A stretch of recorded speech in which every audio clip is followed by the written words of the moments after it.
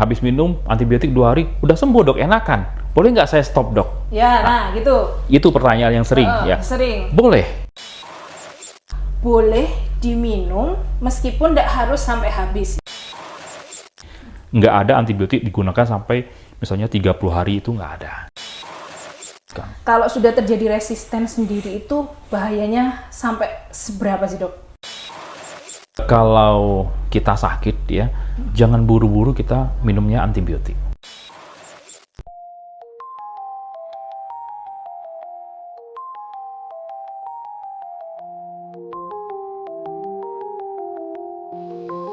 Sobat Kanjo.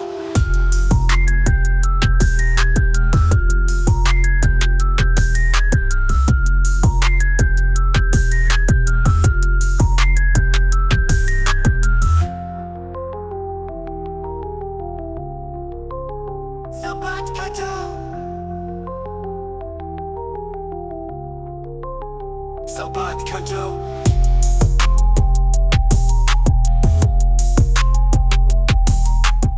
Selamat pagi Sobat Podcast RSUD Kanjuruhan. Senang sekali hari ini saya Dian Kusumawati memandu acara podcast di suasana yang cukup cerah di tanggal 1 Juli tahun 2024. Dan tema podcast pada pagi hari ini yaitu salah kaprah penggunaan antibiotik di masyarakat. Selamat siang dokter. Selamat siang Mbak Dian, apa kabarnya? Alhamdulillah baik, Baik. Dokter juga baik, semangat Baik, ya dok meskipun siang-siang siap, gini ya. ya. Siap. Oke, kita berikan informasi sebanyak-banyak kepada masyarakat terkait dengan Siap. kesehatan. Oke, sebelum kita ngobrol-ngobrol lebih jauh tentang antibiotik dan lain sebagainya, alangkah lebih afdolnya kalau kita kenalan dulu sama Dokter Sukintonya. Nah, Dokter Sukinto ini jenengan di sini kan SPMK ya. SPMK sendiri itu sebenarnya kepanjangannya dari apa sih dok? Dan sehari-harinya jenengan di sini itu di RSUD Kanjuruhan setiap harinya aktivitasnya di mana? Monggo bisa di-spillkan ke pemirsa. Oke, siap. Salam kenal ya, Sobat Kanjuruhan. Baiklah, nama saya Sukinto ya. Sekarang ini saya bertugas di RSUD Kanjuruhan Kepanjen, Kabupaten Malang, terutama di bagian laboratorium di mikrobiologi klinik ya. Jadi SPMK itu singkatan dari spesialis mikrobiologi klinik. Jadi apa sih tugas dokter tersebut ya? Tugas dokter itu dia mendeteksi nih penyebab penyakit itu apa sih, oleh karena apa ya? Apa karena oleh bakteri, virus ataupun karena jamur. Jadi tujuannya itu ya. Nah, jadi selain itu nanti dokter ini akan banyak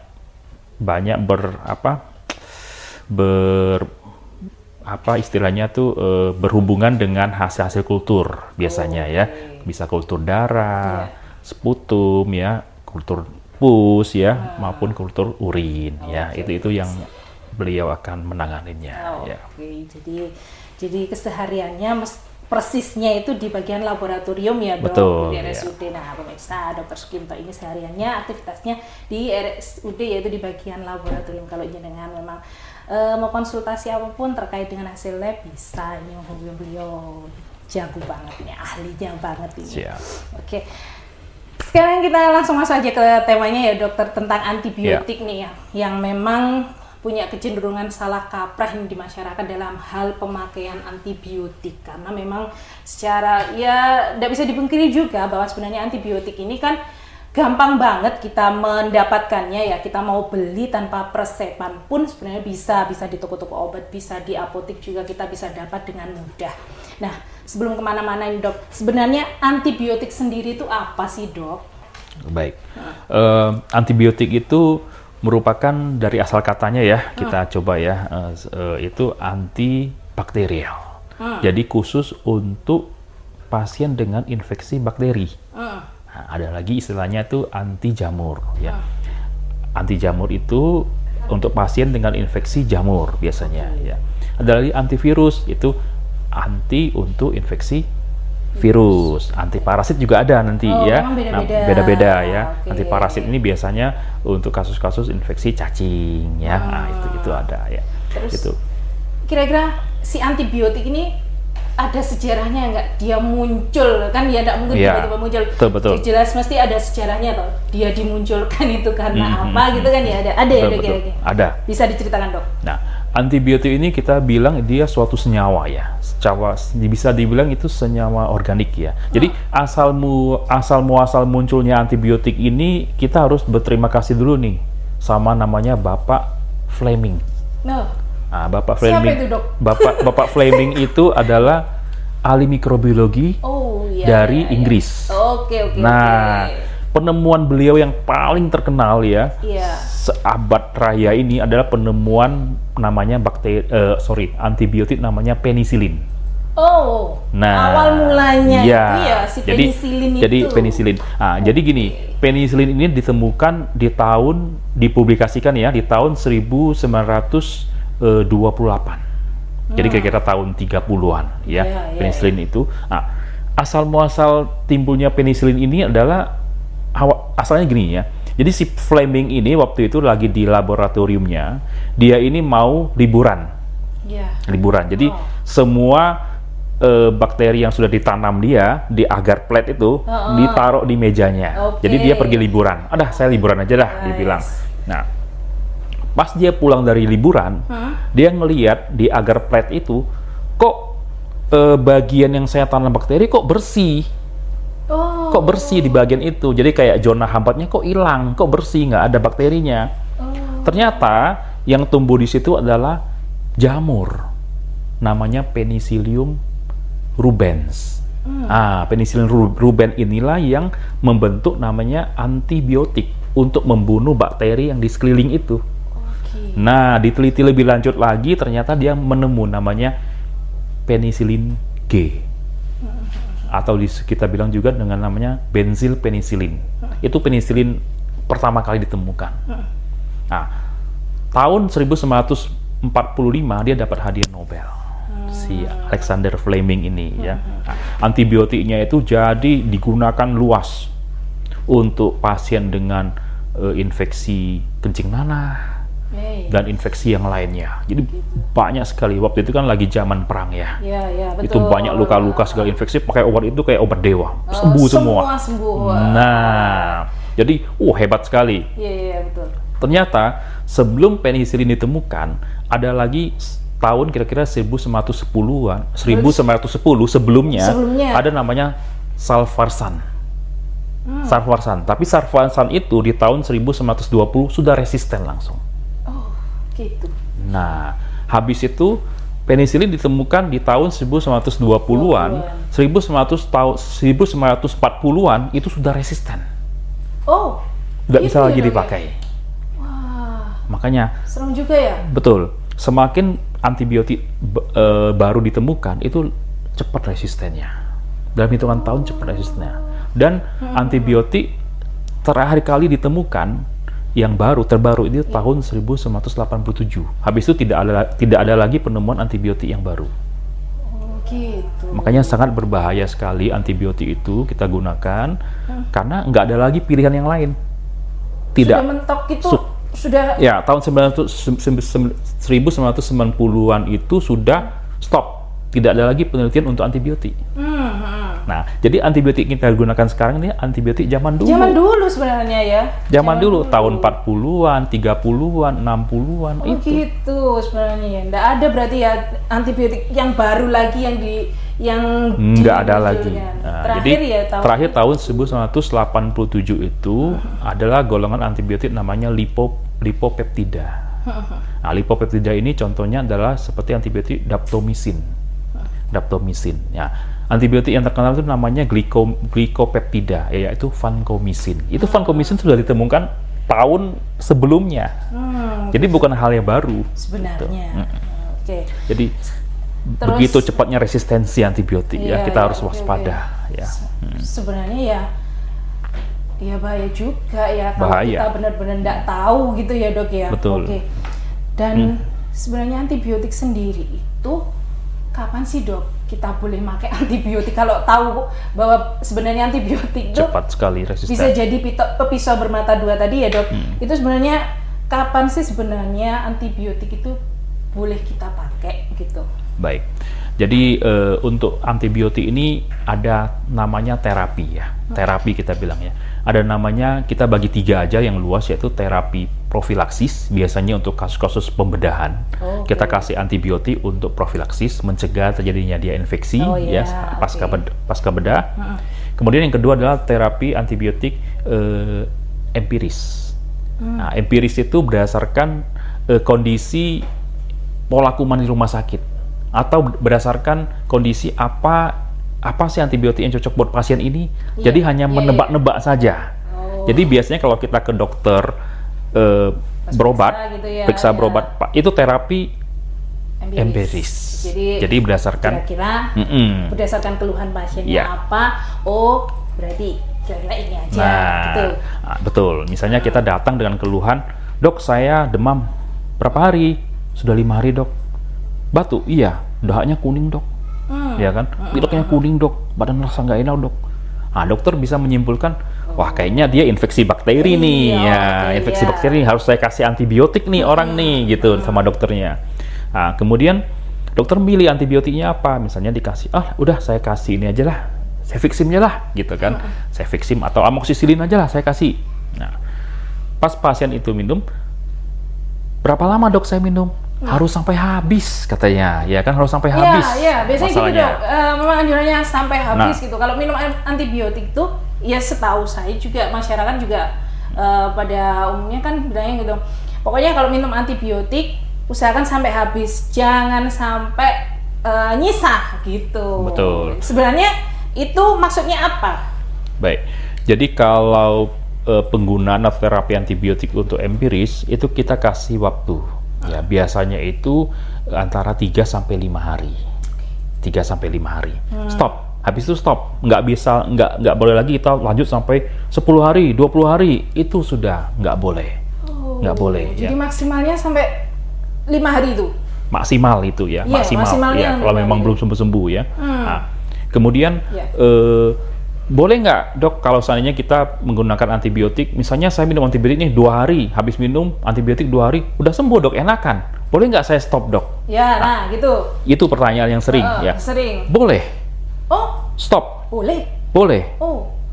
Stop. Oke.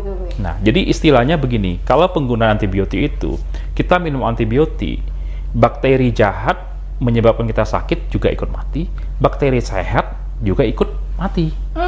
Karena memang, si antibiotik tidak punya mata. Karena dia tidak bisa melihat, ya kan? Antibiotik itu bisa digunakan tergantung jenis antibiotik. Dia ada yang bersifat membunuh, ada yang bersifat menghambat. Gitu. Ya, menghambat sama membunuh, ya kan?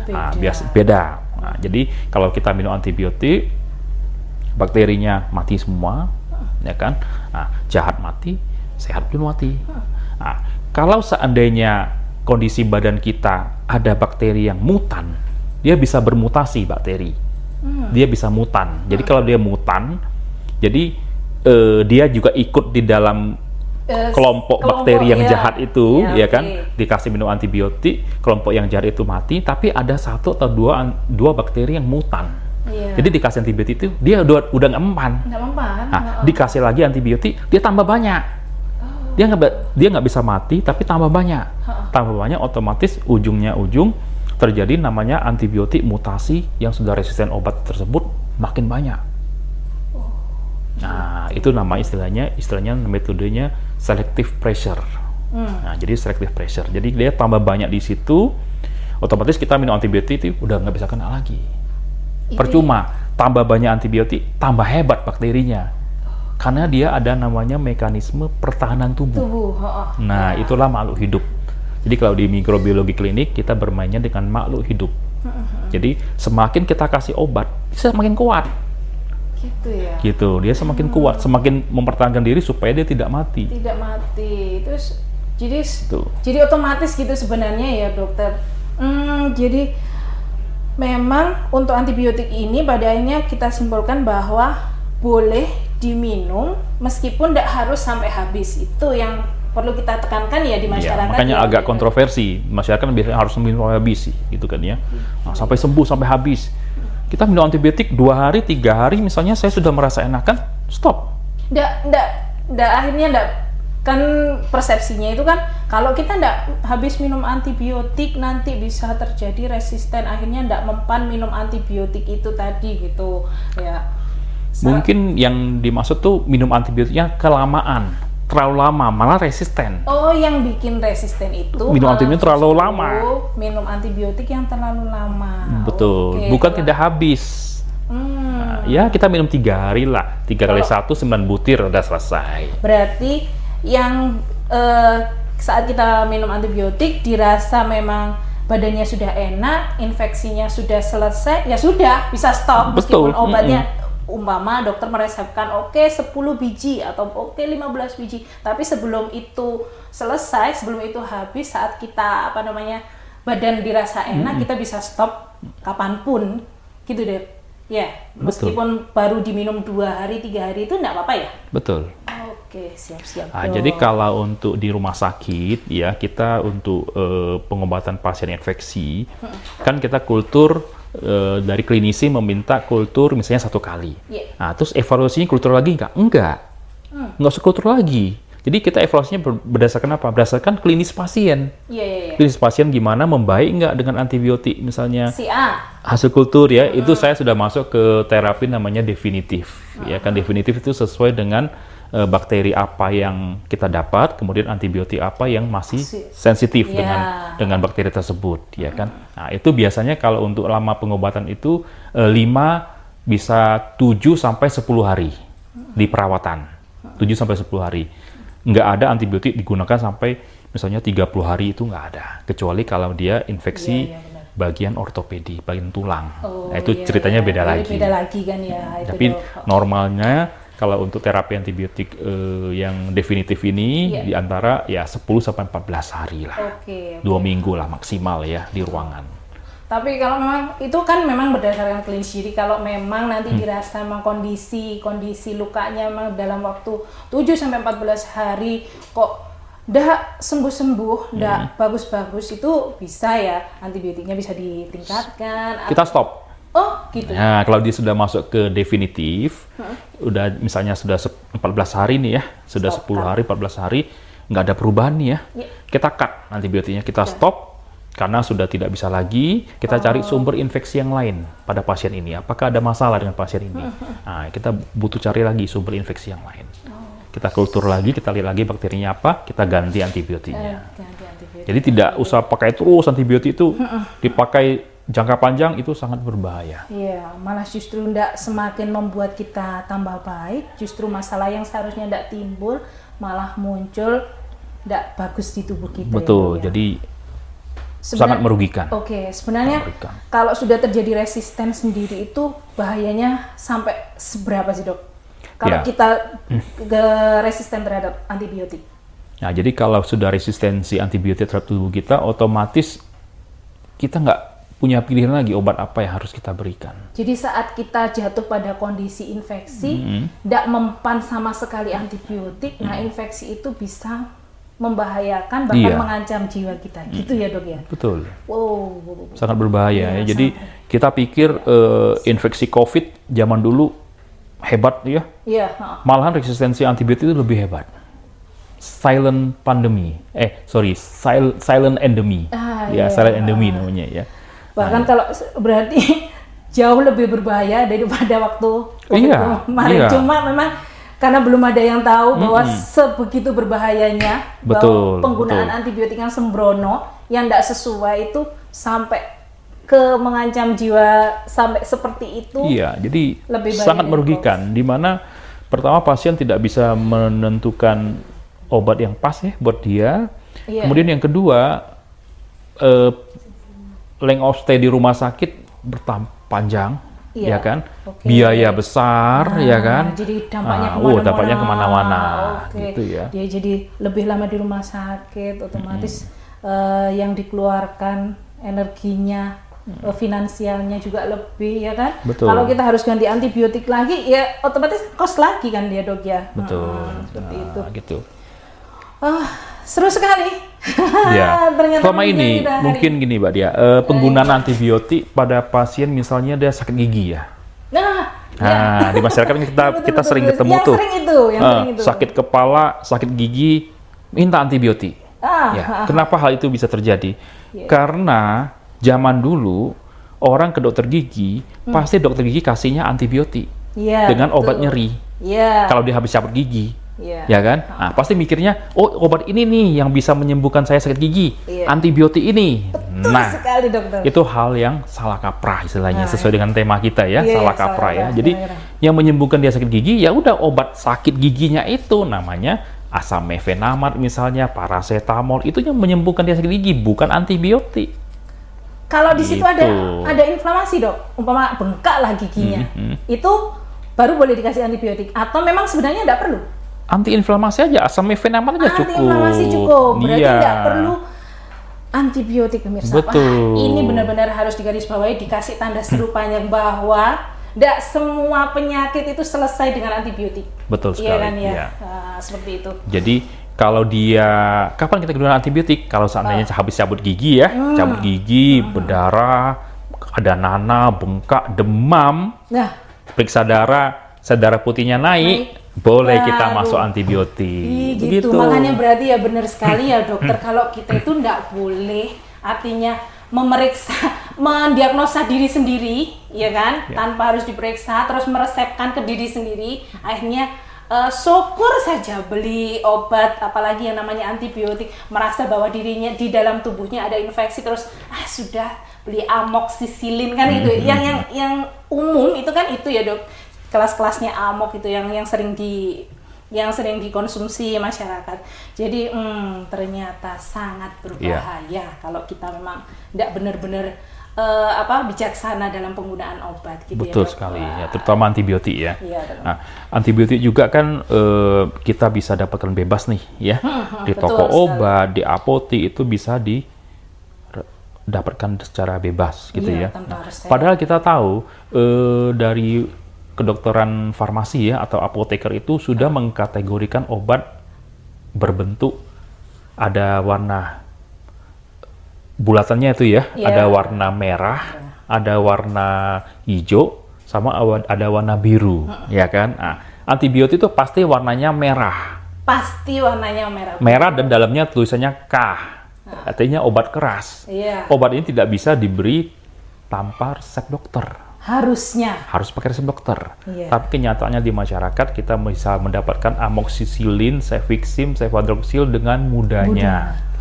Gitu Nah, ya. Itu yang harus ada pengawasannya. Ya, berarti memang harus kita butuh pengawasan yang serius. Ya, tentu saja hal-hal seperti ini ya di samping kita mengedukasi juga melibatkan banyak pihak ya dok ya untuk controlling, terutama untuk artinya jual beli obat supaya ya itu tadi masyarakat bisa lebih lebih berhati-hati lagi. Iya. Oke. Jadi ya begitu ya. Jadi bukan hanya kita minum antibiotik masalahnya selesai.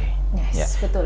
Minum antibiotik infeksi masalahnya selesai. Malahan kalau kita minum antibiotik, kalau bakterinya ini misalnya dia kayak model bakteri gram negatif ya. Soalnya kalau kita kasih dia antibiotik, malah dia tambah hebat. Hebat, dia nimbul sistem peranan tubuh ya. Dia bentuk enzim namanya enzim beta laktamase. Beta laktamase. Oke. Timbullah namanya nanti bakteri namanya ESBL. Itu habis, iya. itu terjadi karena pengguna antibiotik yang tidak bijak. Timbul dia bentuk enzim udah nggak mempan lagi. Ya, jadi dikasih obat tidak semakin mati, malah semakin Makin hebat. kuat. Ya, nah, betul. gitu ya dok. Betul Kayak sekali. malah justru semakin dipersenjatai dia, ya kan? Iya. Harusnya mati, ini malah justru bikin koloni baru. Ya. Bisa jadi kan Bentuk kayak grup gitu. baru dia. Iya, kan bikin grup baru dia yang lebih fight gitu. Gitu. Itu ya bahayanya antibiotik. Oke. Seru sekali siang hari ini ternyata dokter ya, ngobrol-ngobrol kita, meskipun siang tetap semangat loh dokter Sukintonya yang tadi menjelaskan ke kita banyak hal tentang antibiotik dan mestinya ilmu baru buat kita dan sangat mengedukasi. Satu lagi dok, sebelum kita tutup podcastnya hari ini, mungkin ada pesan-pesan yang perlu digarisbawahi ke pemirsa, ke masyarakat sekalian tentang antibiotik ini, tentang harus bijaknya minum obat terutama antibiotik supaya paling enggak masyarakat lebih waspada, lebih berhati-hati lagi supaya ya tujuan kita minum obat kan buat sehat ya dok, supaya enggak malah justru jadi bumerang buat kita. Monggo dok silakan. Baik, closing statement ya. Oke, Baik. Jadi kalau kita sakit ya, jangan buru-buru kita minumnya antibiotik. Siap.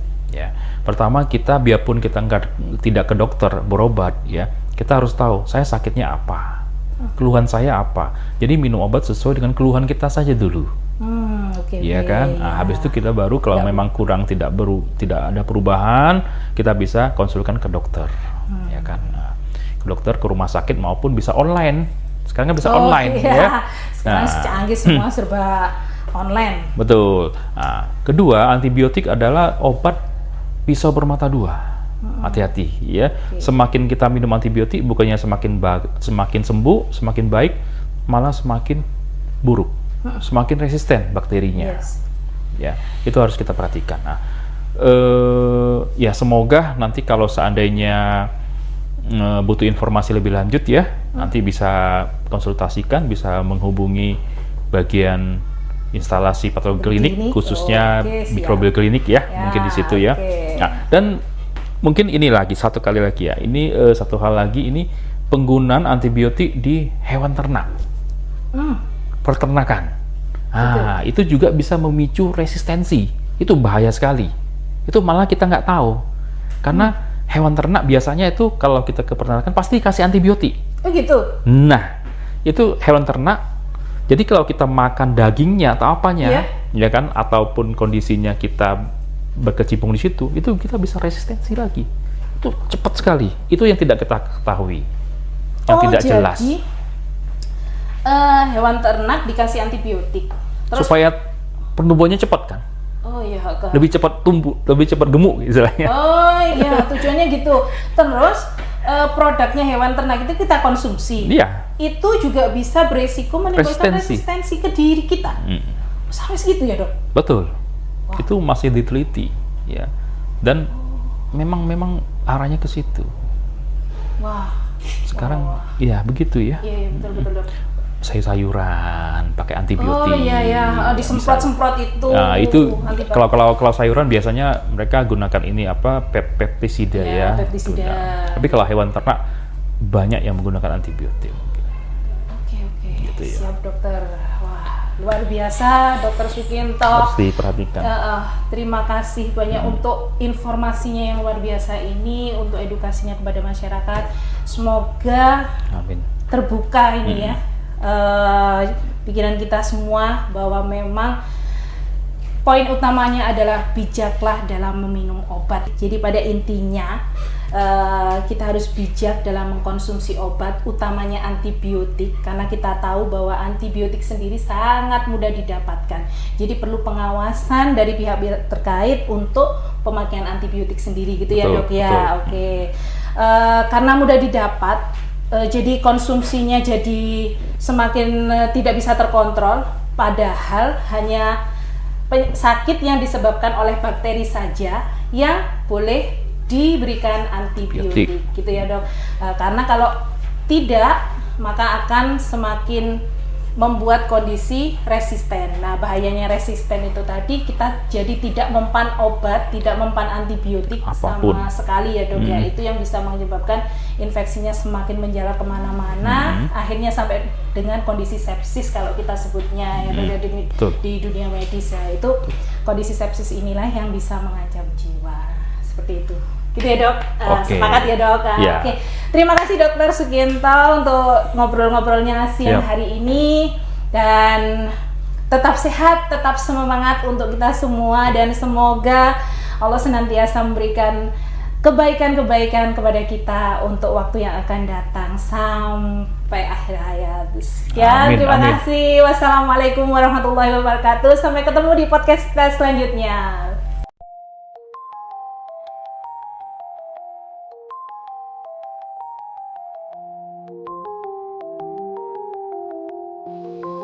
Sobat Kanjo.